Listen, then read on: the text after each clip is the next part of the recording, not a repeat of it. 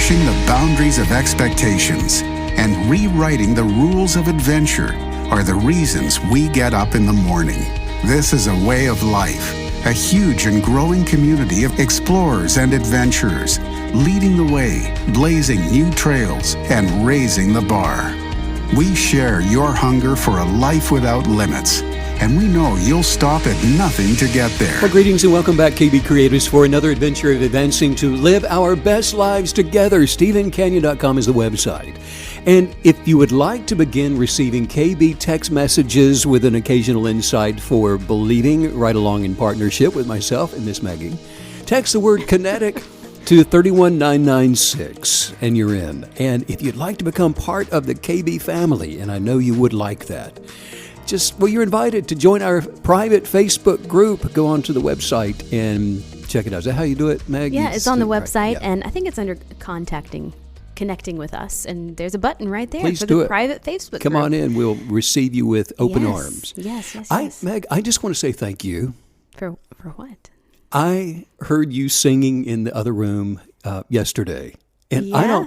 You sing all the time, but I don't hear you singing enough. And it was a real, I don't know, your joy just got all over me, as it always does. But you were singing it. I don't know what the song was, but you were singing full voice, and it was beautiful. And I tried harmonizing a little bit from the other room. The acoustics kind of helped. But anyway, thank you. Oh, my goodness.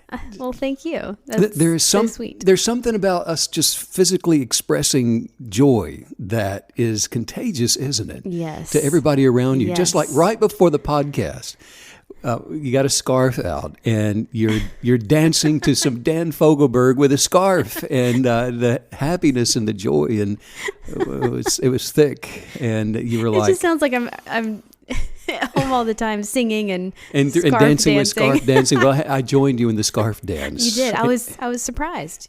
And I'm like, oh, we're just so happy. And you're like, very well, light on your feet. If you can't be happy, you said dancing with a scarf, then you must be dead inside. That sounds really bad. hearing it played back. But it's so true. If you're having an off day, get a scarf, turn on some of your favorite music, and dance with it. Just do it. And just scarf dance. Yes. Something about expressing joy that just gets all over you. And it's the action of expressing it first that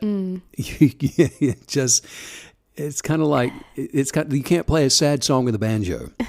You can't listen to music that has a good beat without tapping your foot. Something just begins to move through you. That's so true. I took a dance appreciation class in college, and the one thing I remember, really? I did. It was really interesting. And the one thing I really remember, though, is the teacher. He looked kind of like the guy that played Willy Wonka.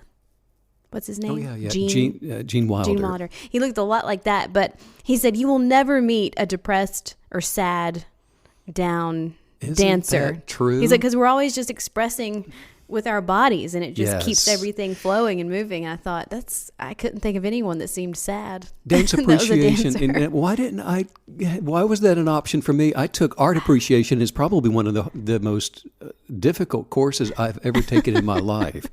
We're memorizing different expressionists and art forms. What did you do for dance appreciation? Just dance? Oh, yeah. We would watch some dance routines. It was a great class. We would watch some routines, and he even taught us a few things. We would partner up and do some foxtrot things. And I did have a sense, though, that with the when he was actually teaching us different dances, you kind of felt like he was trying just to show us how hard it is. Like it's like he wasn't, like he wasn't really trying to teach us to dance. It was just like letting us know. And I guess that's part of appreciating it. Well, there are some tough dances out there. What would you say would be a hard dance? Flamenco? Flamenco seems very difficult, doesn't it? And the tango, and I think a lot of formation dances seem difficult. Probably right, but we see it naturally in children and kids, don't we? I still cannot have a piece of chocolate without doing some kind of a candy dance. I mean, don't worry about it. He's just doing his candy dance. I know. Everyone. The other day, I don't know how long I've been before I realized I was dancing. Obviously, I've been doing it for a while, and I realized it's just because I'm eating a piece of candy. Well, and I remember the first time that we were with our niece, and somebody gave her like a little tiny bite of cake for the very first time. She was like a little baby, and she just starts. Yeah, you can't For those that can't see me, I'm just like bobbing up and down. But Speaking of things that move that make you happy, do you remember when I mentioned sea monkeys in one of our podcasts? We were talking about sea monkeys, and I ordered a pack of sea monkeys when I was a kid. I saw an ad for it. Well, after that podcast, one of our KBs sent a photo of an old I saw that sea monkey ad that they found, or they still had it. I don't know where they got it, but it showed the little royal family of sea monkeys. They were like on the beach, having a day at the beach. We should put that on the website or somewhere. Oh yeah, we'll put it on the Facebook group because I think he sent it through the Facebook messaging. But it was a really cool. It was very elaborate. It was. That is the same amazing ad that I saw that caused me to want to buy the pack of sea monkeys, and they made me happy. And you could see these little tiny dots of something swimming around in a mason jar. I think it was some type of shrimp. I don't know. Who knows? And it also reminded me of the flea circus at Piccadilly Square in London one time that I saw. The flea circus. I think we talked about that. But you look through this magnifying glass, and they had fleas dressed up in little capes and pulling the wagons around. It's a for real story. Yeah. And we YouTubed that'll make you it. smile. We YouTubed it. Yeah. I feel like these are all, we've been at home too long stories. You think so? Sea monkeys and dancing with scarves and flea circuses. Well, isn't that what memories are? Good memories are like treasures, aren't they? Yes. And we can reel them up, and we do this a lot. We'll pull up, can you believe this on our iPhone? This photo is from a year ago or 2 years ago. Yeah. And this is what we were doing, and it's always such a happy occasion, isn't it? Yes. And it's so fun to look back and see where we were, how we had no idea what was coming. It's always better than you imagine. You asked me while we were having dinner last night, you said, Steve, can you remember just one childhood memory? What is a top memory? And And I'm I like, loved your answer. There's so many. Yeah. As kids, especially, because they're just those snapshots, like we say, that you hang on to, and they seem to never dissipate. They never go away. And the one thing, and we both had this same kind of scenario in common. It seemed always to do with snowfall. Mm-hmm. Yep. And I remembered, growing up, and we would get these snowfalls that seemed like they would last forever. And we would have some of the deepest snow halfway up our back door as a little kid. And I remember I was probably 9 years old. And like I was telling you, I remember this was a time when families all of them would come out to the street. And the day started early in the morning, and we were out sledding the long hills in the neighborhood. And then nightfall would come. And there would be some parent, he had this 55-gallon empty drum, and he filled it with wood and built this big fire right in the middle of the top of a street, and it's snowing and it's deep, and all the kids are out there and all the adults and the scarves, and it's just like a Hallmark moment, but we're sledding up till 10, 11 o'clock at night, and there's a fire that we would warm by at the top of the hill, and the laughter and everybody getting along, it's like there wasn't anything wrong in the entire world. And even if there had been, I'm 9 years old, what did I know? Yes. Right. It does feel like all is right with the world when it's a snow day, because not only are you're supposed to be in school otherwise, so you get the day off school, and it's just everyone's participating, everyone's playing the snow. Now, I do have to say, the one thing I was a little jealous about your story is the fire. That just sounds so cozy that we didn't do anything like that. So I just love that idea of, oh my goodness, sledding, and you go up to the top of the hill and you're warming yourself up, and I'm sure that, marshmallows and cocoa and cooking the marshmallows, and it was the fire, but then probably as big a part of that memory as anything else was the camaraderie, the friendship, the neighbors all getting along, the laughter. Right. The joy that, it was just... there were no strangers. There was no animosity, no bitterness, no nothing, just happiness. Those, memories like that, they become engraved in our consciousness because they were so wonderful. They're so magical. And those occasions are a gift to us to recall that just lift us up. Right. Well, today let's talk about the secret of being persistent, the power of persistence. I think I need that secret. Oh, I don't know if you do or not, but let's talk about it anyway. You know, I've heard some of the most successful people I know say things like, I need to find myself, or I lost myself, or I don't know who I am anymore. Every person who's ever lived has at one time or another struggled with losing themselves to the endeavors of life. Maybe you found yourself asking some of those questions, the same kind of questions, things like, who am I? Why am I here? What am I supposed to be doing? If you do ask yourself those questions, do you have an answer yet? I mean, who are you really? Can you answer it quickly? And before you try to answer, stop and think for just a moment. Forget about what you have achieved in life. Never mind what you may own, and don't think about whatever it is that you do. And just search yourself while I ask the question again. Who are you? If you've accepted the one you were created to become in the land of the living, that unabashed, unique, beautiful, one-of-a-kind individual that you are, that every single person is, with a passion to be able to express that one in a way that champions you, in a way that celebrates you and all others just like they are, then yes, you are balanced and you are centered within the way and the truth of relating to your Creator, of relating to the universe that is around you, of relating to the world that you've been immersed into, and most importantly, in a way of relating to yourself. However, if you still have a lot of unanswered questions, who am I? Why am I here? What am I supposed to do with my life?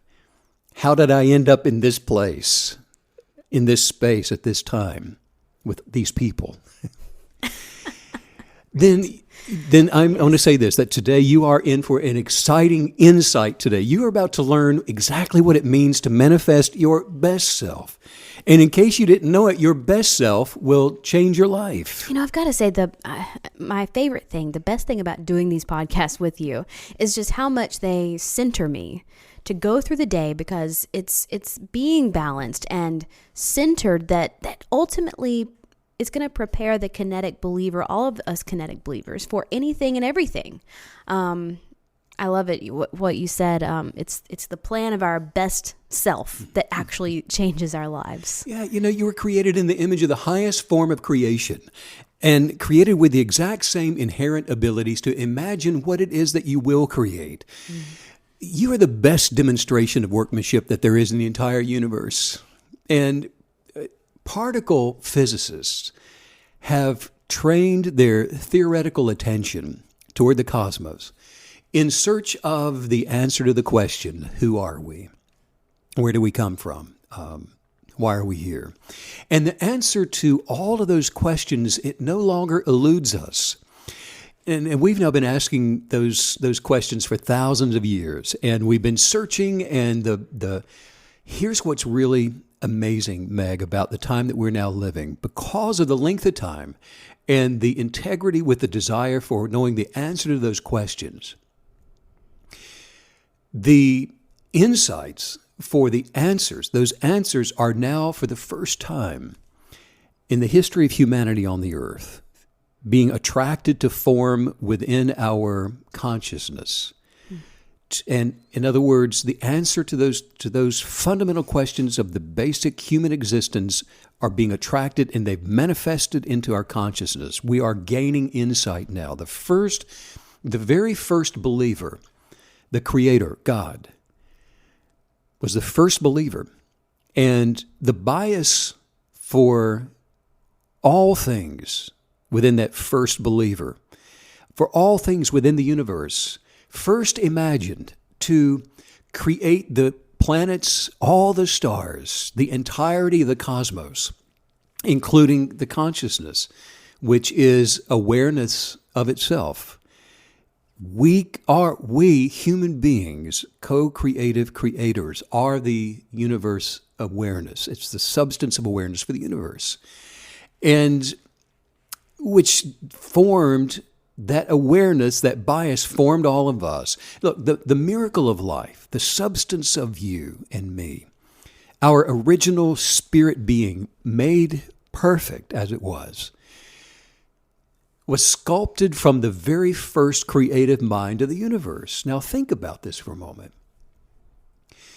The same creative work used to establish the far reaches of the universe were turned toward you and me to make a consciously aware, perfectly capable us. We were created not as some kind of earthly fixer-upper, ongoing thing that always needs to be mended and repaired. No, as something that just will remain broken on occasion, poor and sickly, like it or not. That's just the way you are, with a wobble in your walk, and that's just always the way it's going to be. No, there has never been, nor ever will again be, someone just like you.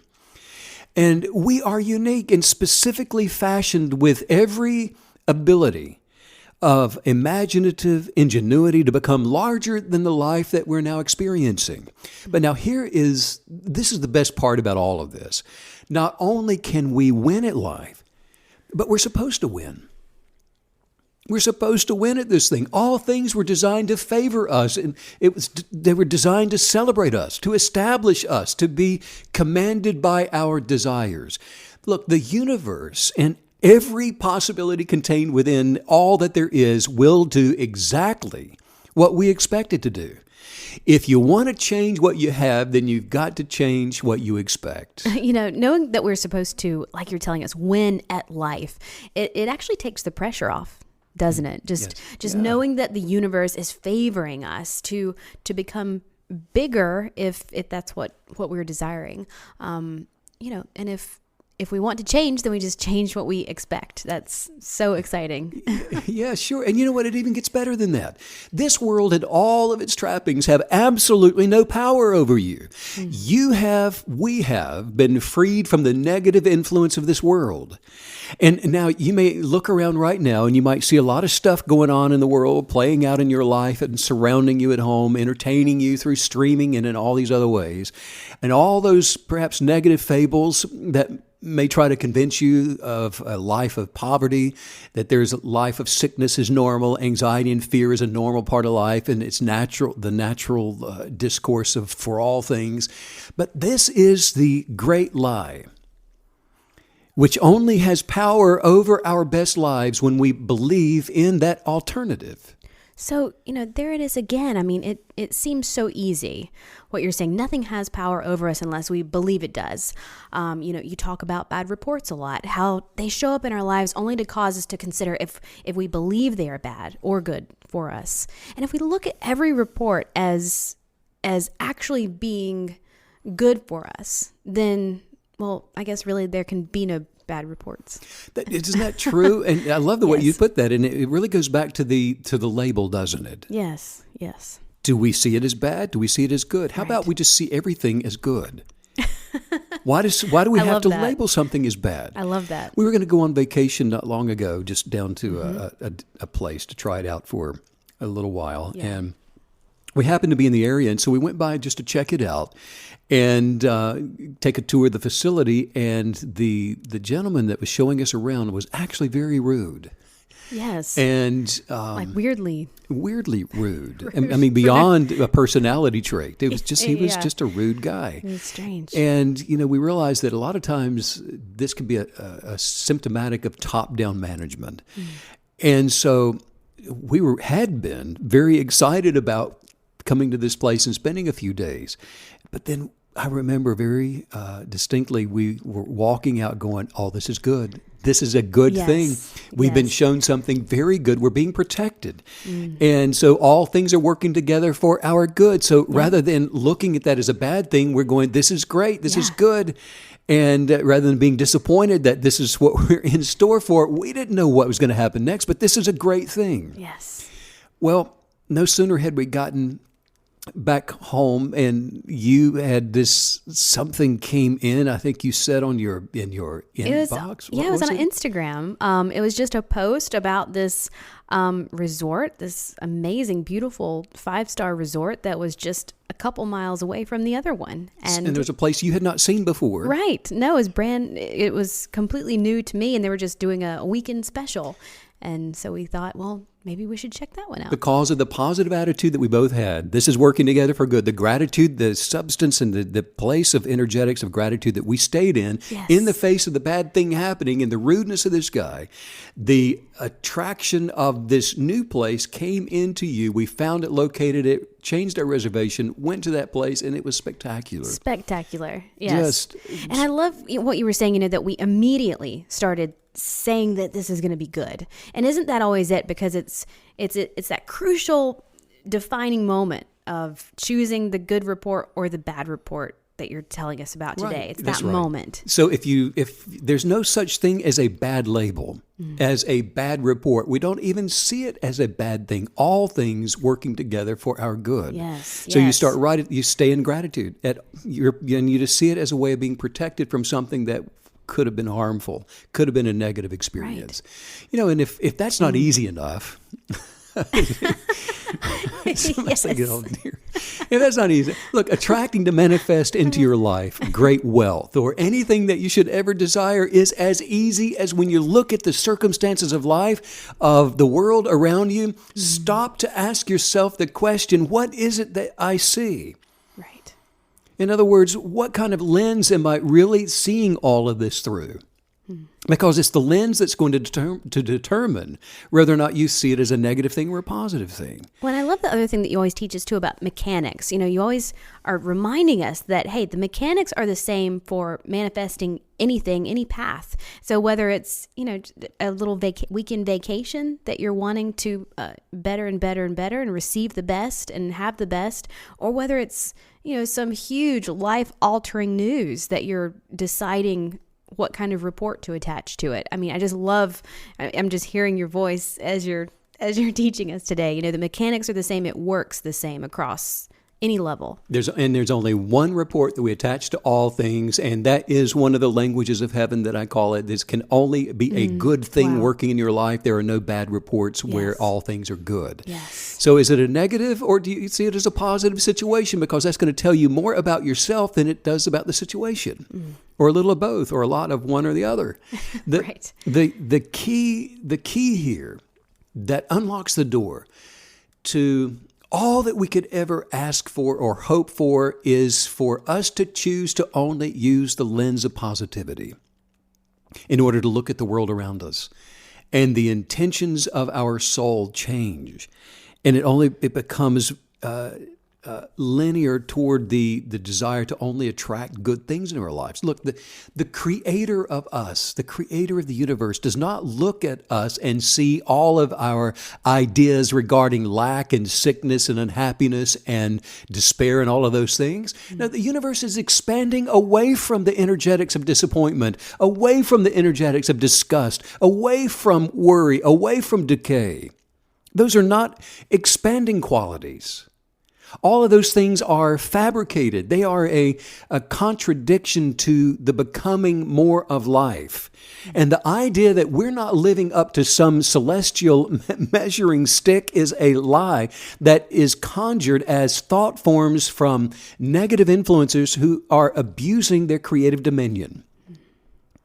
They are a contradiction to unconditional love. They are the contradiction to the abundant way of life.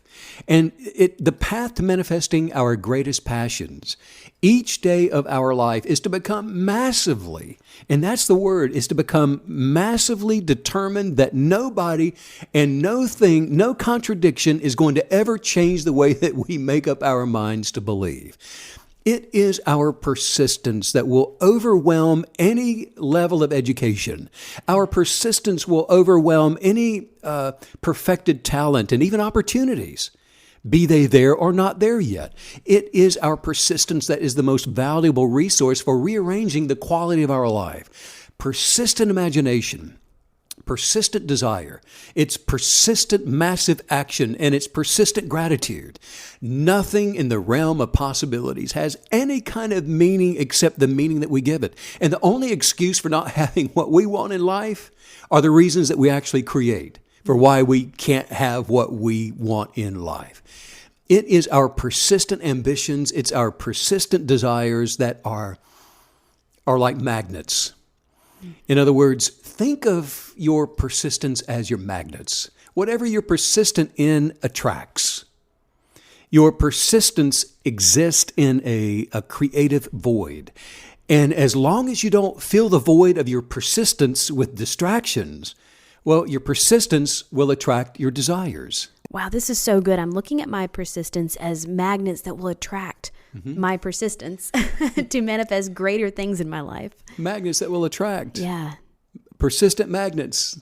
That's so true. You know, you are the most powerful source of attracting energy in the universe. We have this nuclear core of source energy.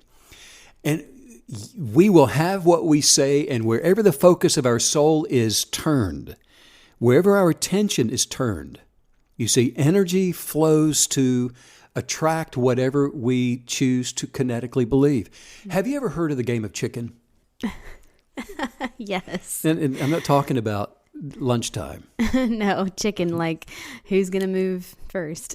Yeah, it's when two drivers drive directly toward each other, and then whoever swerves first is called the chicken and is the loser of the game, supposedly. Like in Greece. It's like in Greece. Yeah. Was it Greece? Yeah. And also in where they drove the tractors toward each other. My hometown? That was the dancing movie with Kevin Bacon, whatever that was. But Footloose. anyway, Footloose. Yeah. But now here's a disclaimer, everybody. Don't do this at home. It's foolish and it could be deadly. Yes. No, we're okay. Don't ever play chicken, kids. No, don't. But it does serve as an illustration of how everything good in our lives is either destroyed or actually never shows up. Just as soon as you become determined to stay the course, regardless of what you see coming toward you, because we're playing chicken with our best desires, and those opposing suggestions is the opponent coming toward us in the form of tests. They begin to barrel directly toward us, and then it's the alternative that's usually loaded with all of these incentives for us to swerve, to stop, to jump off the tractor down into the ditch, to do whatever. It's an alternative those opposing suggestions that have the appearance of being determined to out-persist us while heading straight toward us, to interfere with our course of action and force us then to swerve out of the way. But now here's a secret. Anything that opposes your determination has less force than you do for manifesting your desires.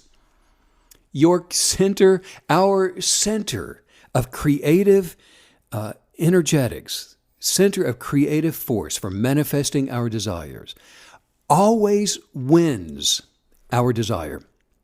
It always, always wins, regardless of the way things may appear. If we persist in our belief, we actually activate the kinetic attraction by refusing to swerve. And if we do it, you'll wear down the opposition to where it just becomes of no effect at all. Get your game plan ready in advance and clearly, concisely journal your holistic intentions while meditating upon your rights as a creator to live the life and experience the life that you were placed into the land of the living to manifest and see come to pass. And if you do this habitually, you will not scramble and try to gather up some kind of last-minute belief to try and save the day. That's so good. Have your game plan ready in advance. Life really is like playing a game, isn't it? I mean, we can choose to go at this to win, or by default, without little to any effort, we will just lose out on enjoying the most amazing personal journey. Yeah, it is like playing a game. the game of life. When I played football, we didn't just work out and practice and work on new plays. We had to study the teams that we were playing, the opposition. One way that we did this was by watching films of the opposing players You would and really their watch film. tendencies. Yeah, we watched film. Okay, I have a question, but I've always wondered about this. So when you watch film, did you ever look at it and think, man, those guys are really big? I mean, was it like discouraging? Always. I always thought we're gonna die. You're trying to study it and you're just thinking, Like, wait a why are minute. they so enormous? No wonder they're not graduating anybody. Look at the size of these people. Right. Yeah, I always thought that. Okay. But they always look meaner I always and wondered bigger about that. in their pads. That's But, true. That's true. But we did that. We studied their plays and the tendencies of all those various players and the repeated strategies that they use. But by now doing this, we were breaking down what techniques they used so that we could come up with plans to use against them. Right. Yes. Just catch the ball for one. Great plan. I don't know. But there's an interesting concept of opposing all of these negative forces that will work against you. If you were to call it a strategy, and it would be a pile-on technique. You ever heard of, you've seen piling on? Oh, yes. Anytime I see that in a NFL game, I always like to imagine them yelling dog pile as they're jumping. Dog pile. Okay. Dog pile. So there's the dog pile technique. Usually there's a fumble and there's a dog pile. Right. Okay. Well, in quantum theory, we recognize the negative source of becoming more of a thing as entanglement. Right. And where one thing becomes greater, or in the case of negative energetics, one thing becomes more confusing, more twisted, more spoiled by diminishing to become less.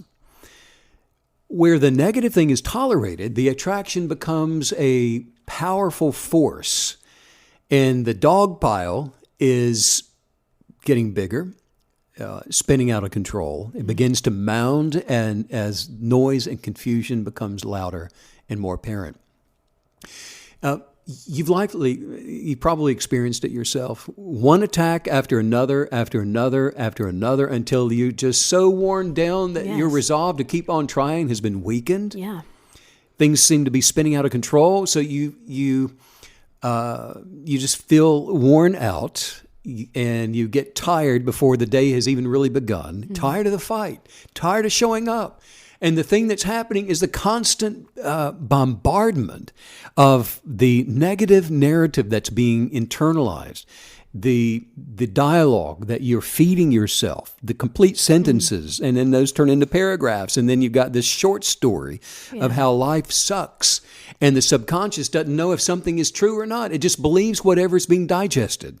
And if you allow those negative inner conversations to continue, if you allow yourself to listen to negative, judgmental people, tearing down others, talking about them in condemning ways, and if you entertain yourself with sad, negative dramas, the constant, persistent suggestions will just cause you to fade from the attracting dynamics of unconditional love and the kinetic energy of your desires. Stops attracting what you want to see show up in your life. But when we are aware of the techniques of negative reasonings and what the opposing team looks like, how they play their game, we've studied the film, how long they're going to stand in front of you, trying to get you to believe that you're less than you really are, how long they're going to keep coming toward you before they swerve to get out of your way because you have more authority than they do where your life is concerned. You have more dominion than they do where your life is concerned. You are ultimately the final authority in the kind of life you're going to live. So then you can defend against that dog pile technique when you know what it's going to look like and basically where it's going to show up. And what an empowering question to ask of ourselves. What is my persistent inner dialogue?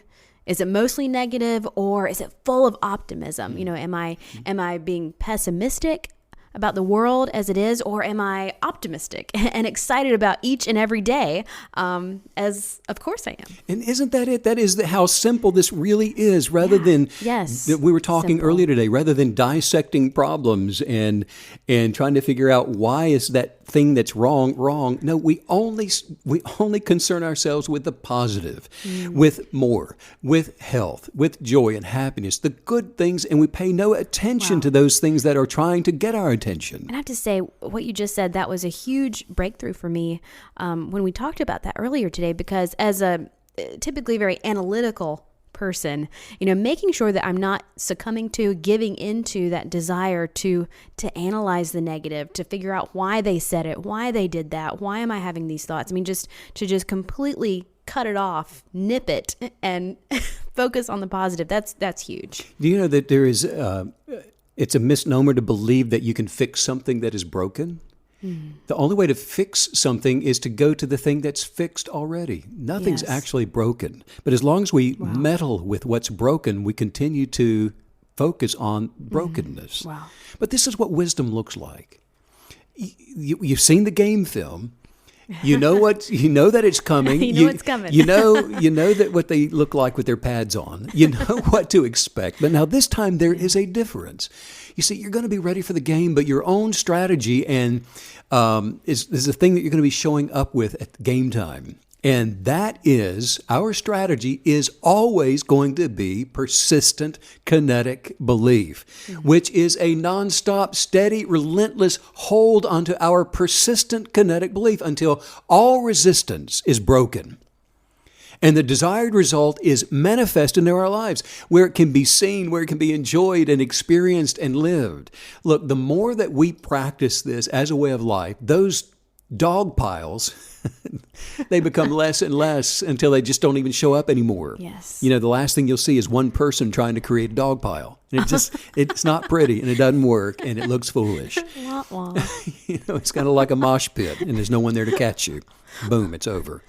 No, when you don't pay attention to those negative reasonings anymore, they don't stay around.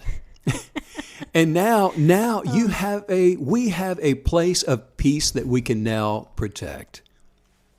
Habitual expectations can be either positive or negative. Right. Both have consequences. Yes. Imagine you were given the Employee of the Month parking space. Okay. As you should be. In fact, I should. As in front of everybody right now, Meg, you now have the Thank Employee you. of the Month parking space. I've worked very hard. I'd like to thank it's all myself. yours. Imagine this happens, and day number one, you show up, and you're all excited about parking in your new parking space, the one closest to the door, and somebody else is parked in it. Okay. You don't know whose car it is, but there it is. There it is. Daggone it. Daggone it. Oh my goodness. I thought it was me. I'm so upset. It was upset. my time. Okay, so you park where you usually park and you go on inside. Nobody knows whose car it is, and you just get on about your business. You come in again tomorrow, a different car, but somebody else is parked in the Employee of the Month parking space, which belongs to you. And so, oh my goodness, I'm so upset about this. I So earned upset. it. I worked hard. I'm so angry. You should have Meg the Employee of the mine. Month parking space. You go on and you go to work the next day and the next day, again and again and again. You're angry, you're upset, and you finally you're showing up to work. You don't even look anymore, and you just keep parking in the back of the parking lot, and you go on in. The next day you do the same thing because you just know somebody's parking in the parking space. Couple of weeks come and go, and somebody says, Meg, why haven't you been parking in your parking place? Well, I haven't even been looking anymore. You stopped because you were anticipating and expecting someone to be in your space. Right. That is what happens with the habitual pattern of expectations. If they are negative, we stop expecting the good. And when you stop looking for the good to show up, you'll miss it. It's like an inheritance that you don't even know is yours, and you don't show up to collect it. It's the anticipation and the expectation of the good that is always going to allow it to show up right on time when it should be there. Positive change requires massive action, and it requires that we remain persistent in our expectations, or we'll miss it every single time. We want to apply the force of the positive expectations to our life. In other words, it's the power of inertia that will snowball the advancing life to become us.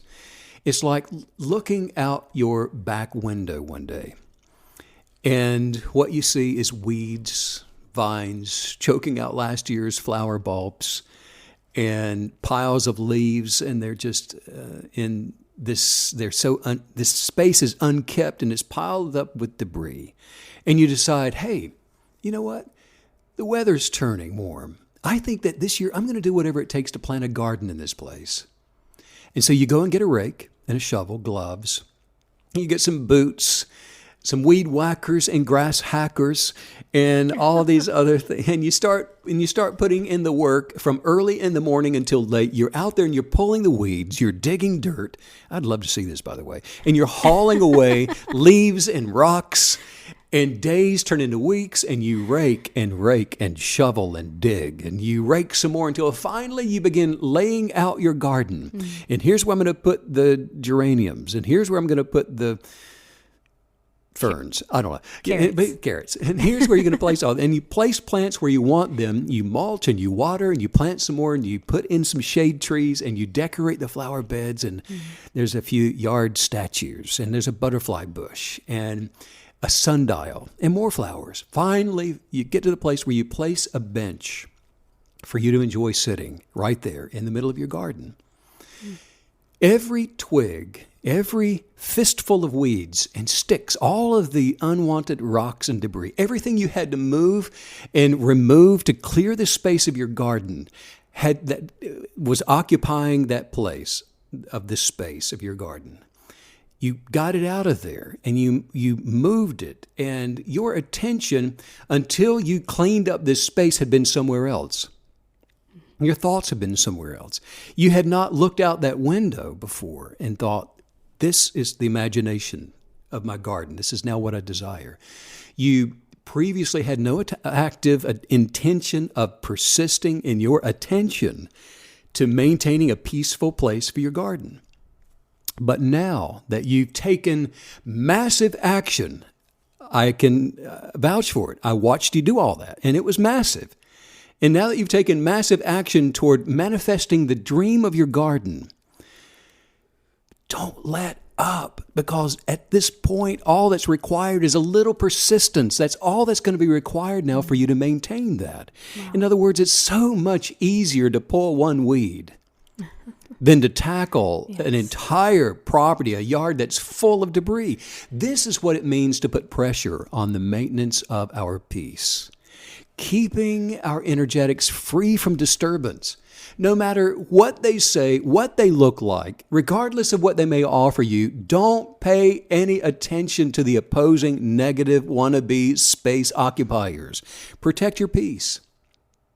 When you get your parking place, go put some cones out there.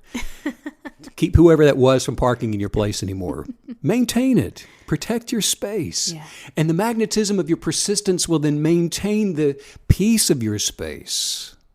And now it's from this place where you've gratefully assumed the responsibility of being the persistent sentinel of your life's gardens that you can cultivate anything that you can think of or imagine. Wow. Johann Wolfgang von Goethe said that this is the highest wisdom that I own. Freedom and life are earned by those who conquer them each day, again and again and again and again. Yes. It's not something we do one time, is it? Wow. It's a way of life, isn't it? Yes. To be a successful, powerful, kinetic believer, living a life of persistence to maintain our gardens. Well, let's work on some highest viewpoints and just say this out loud, just say, being persistent is a normal part of my life. Being persistent is a normal part of my life. Persistence comes naturally to me. Persistence, it comes naturally to me. I enjoy being persistent. I enjoy being persistent. I find it so easy. I find it so easy to persist. To persist. Even when things seem impossible. Even when things seem impossible. My ability to persist. My ability to persist. Is the difference between living my best life. It's the difference between living my best life. And mediocrity. And mediocrity. Other people benefit. Other people benefit. From me being persistent. From me being persistent. I pay no attention to what others call difficult times. I pay no attention to what others call difficult times. Oh, that's just who I am. That's just who I am. I enjoy the feeling of trying harder. I enjoy the feeling of trying harder. When I feel resistance. When I feel resistance. I don't mind it when things appear difficult. I don't mind when things appear difficult. Because that's my time to shine. Because that's my time to shine. Look. Being persistent feels natural to me. Being persistent, it feels natural to me. And it's the reason that I attract great wealth. And it's the reason I attract great wealth. And great health. And great health. And great joy. And great joy. And happiness. And happiness. And peace. And peace. And did I say wealth? And did I say wealth? Yes. Yes. Yes, the secret of persistence. I love it. A little stubbornness goes a long way, and I've got plenty of that. Perfecting kinetic belief is a blessing, isn't it? I mean, what a fun and thrilling way to just do life. It sure is. That and listening to you sing. Oh, That's a fun you're way so to do sweet. life. Will you And- be my and Valentine, I'll- Steve? Yes, I will. Yes. I will. All the time. All the time. Sending out much love, speaking of Yes. Valentine, to all you KB creators all around the world. Yeah, and thanks as usual, Steve, for all the wisdom. Bye.